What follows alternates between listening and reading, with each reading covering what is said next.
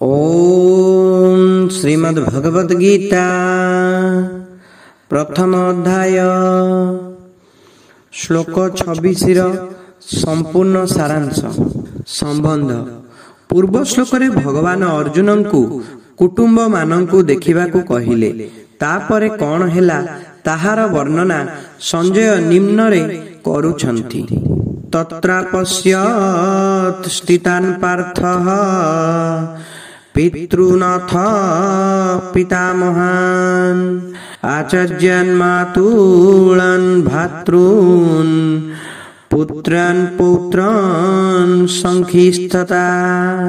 तापरे पुथानंदन अर्जुन सही दुई सेनारे उपस्थित पिता मानंकु ओ पितामह मानंकु तथा आचार्य गण मातुल गण भ्राता गण पुत्र गण पौत्र गण बंधु गण श्वशुर गण ओ सुहृद गणंकु मध्य देखिले। व्याख्या। तत्र पश्यत् सेन यरु भयोरपि।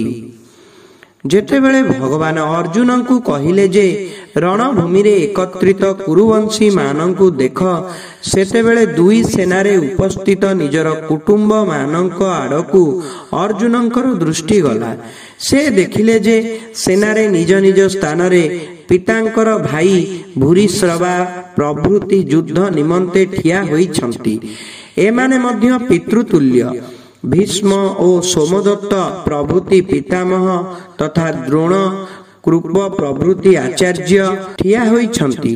पुरुजित कुंतीभोज शल्य शकुनी प्रभृति मामू एवं भीम दुर्योधन प्रभृति भाई ठिया होइछंती। अभिमन्यु घटोत्कच लक्ष्मण प्रभृति पुआ ओ पुत्रा माने तथा लक्ष्मण प्रभृतिंकर पुत्र अर्थात नाती माने मध्य उपस्थित अछंती। अश्वत्थामा प्रभृति दुर्योधनर मित्र माने एवं निज पक्षर मित्र माने मध्य छिड़ा होइछंती। द्रुपद शैव्य प्रभृति ससुर एवं निज निज पक्षर हित चाहुतिबा सात्यकी कृतवर्मा प्रभृति निस्वार्थ पर सुहृद मध्य ठिया होइछंती।